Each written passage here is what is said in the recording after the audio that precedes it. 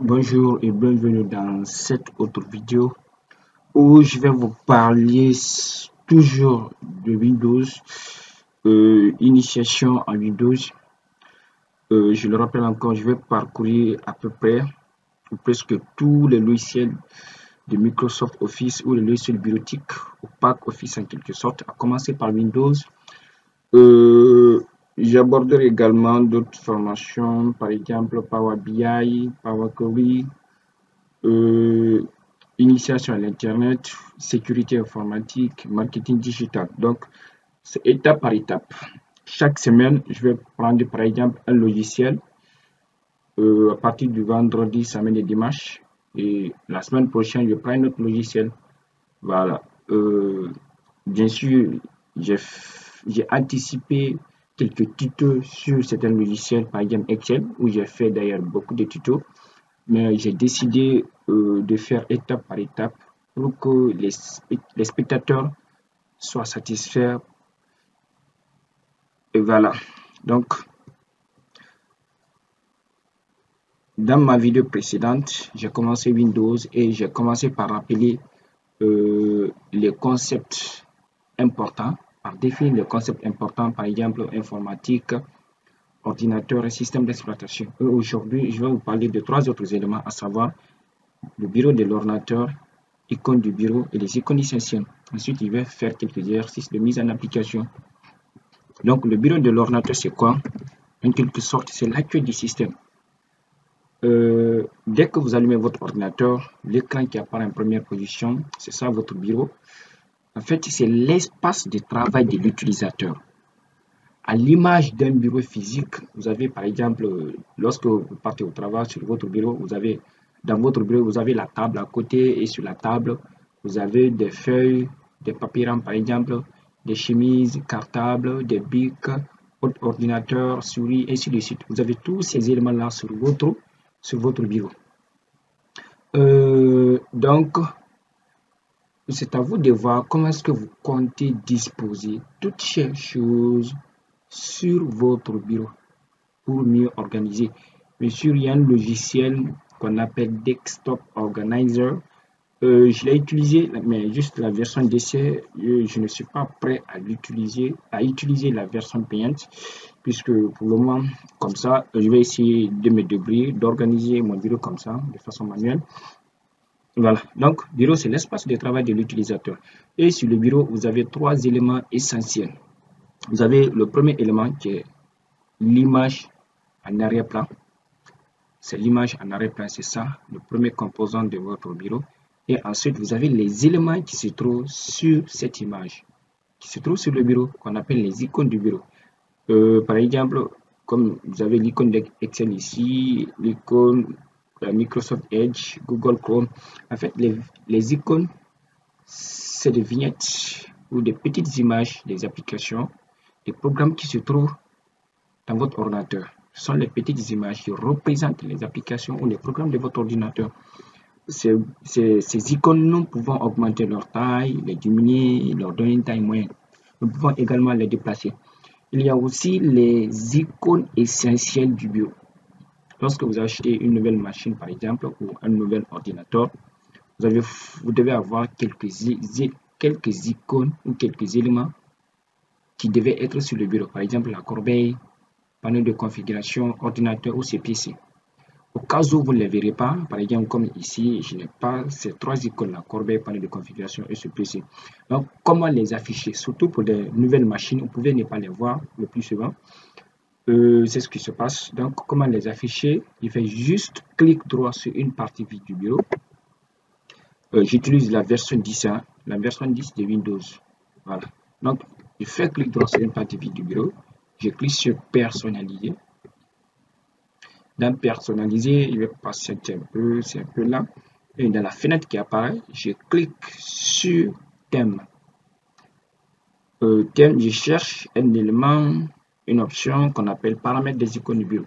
Dans certaines versions de Windows, vous allez voir ça se trouve en bas. Il vous faut défiler vers le bas pour voir ce paramètre. Mais dans cette version de mon Windows, c'est juste là à côté, à droite. Ce paramètre des icônes de bureau. Donc, je clique dessus. directement il y a une boîte de dialogue qui apparaît et vous constatez dans cette boîte l'ordinateur de cocher, ordinateur qui représente ce PC là, je coche, corbeille, panneau de configuration. Et puis je clique sur appliquer ou je clique directement sur OK et puis je sors. Et voilà, j'ai maintenant les icônes essentielles du bureau, c'est-à-dire ce PC, corbeille et panneau de configuration. Si je vais par exemple avoir quelque chose dans ce panneau, je ne vais plus aller dans la barre de recherche Windows pour mettre à chercher panneau. Je l'ai directement ici sur le bureau, donc je ne fais que cliquer. Voilà, si j'ai quelque chose à chercher, je le cherche, ainsi de suite. Ce n'est pas l'objectif. Je sors, voilà, j'ai la corbeille ici qui représente la poubelle de l'ordinateur. Et voilà, tout ce que j'ai supprimé sur mon bureau ou bien dans mon ordinateur va se retrouver là. Au besoin, je les restaure. Je vais essayer de les restaurer ou de les recycler. Ce PC qui me permet d'accéder à l'explorateur de fichiers de mon ordinateur. Voilà, c'est pourquoi on les appelle les icônes essentielles du bureau. Et voilà. Ensuite, ces icônes, nous pouvons les agrandir. Par exemple, pour les agrandir, je fais juste clic droit sur une partie du bureau encore. Et puis, l'affichage, j'ai grande icône ici. Voilà, les icônes sont devenues plus grandes. Je suis sur PC. Si c'est par exemple ordinateur bureautique où j'ai la souris, même pas ordinateur bureautique, si vous avez une souris externe qui est branchée sur votre ordinateur, vous pouvez maintenir la touche contrôle plus le petit bouton qui se trouve au-dessus de votre souris qu'on appelle roulette ou molette de la souris. Tout en maintenant contrôle, vous cliquez sur le bouton, vous pouvez vous avancer un peu devant pour agrandir ou bien vous reculer pour diminuer les icônes du bureau. Donc dans mon cas, comme je n'ai pas de souris externe, je cherche encore une partie vide, je fais clic droit, affichage, et puis je clique sur icône moyenne, ça c'est la taille moyenne. Je fais encore clic droit, affichage, je clique sur petite icône. Voilà, on peut agrandir ou diminuer la taille des icônes. Nous pouvons également les déplacer. Pour pouvoir déplacer les icônes, c'est très simple, il suffit juste de maintenir clic gauche sur une icône et puis vous essayez de la déplacer. Voilà, mais j'essaie de déplacer une icône, je ne parviens pas à la déplacer. Voilà, je dois vérifier quelque chose, une option qui n'est pas cochée pour m'assurer que l'icône est bel et bien déplaçable. Je fais encore toujours clic droit sur une partie du bureau.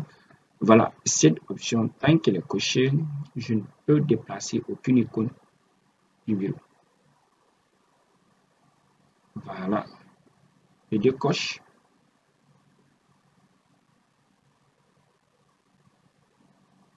Après l'avoir décoché, maintenant je peux déplacer une icône. Toujours, je maintiens encore clic droit sur une icône et puis j'essaie de le déplacer. J'essaie de la déplacer. Voilà. Je vais essayer de déplacer quelques fichiers ici. Je les déplace. Je les déplace. Voilà. Je vais essayer de les déplacer. Super. Voilà. Donc, voilà comment on déplace les icônes du bureau. Vérifiez d'abord en faisant clic droit, affichage, est-ce que cette partie n'est pas cochée. Quand elle est cochée, vous ne pouvez pas déplacer les icônes. Donc, assurez-vous que réorganiser automatiquement les icônes du bureau n'est pas coché. Voilà. Et pour les ramener à leur place, pour les réorganiser, je vais essayer de le faire automatiquement. Sinon, si j'essaie de faire encore ça manuellement, ça va prendre trop de temps. Il suffit juste encore de faire clic droit sur une partie du bureau, affichage, et vous essayez de cocher encore cette option. J'essaie de les réorganiser automatiquement. Je clique encore et tac, toutes les icônes ont été réorganisées rapidement, automatiquement. Et voilà. Je fais encore clic droit sur une partie du bureau, affichage. Cette fois-ci, il y a aussi une option importante qui est afficher les éléments du bureau.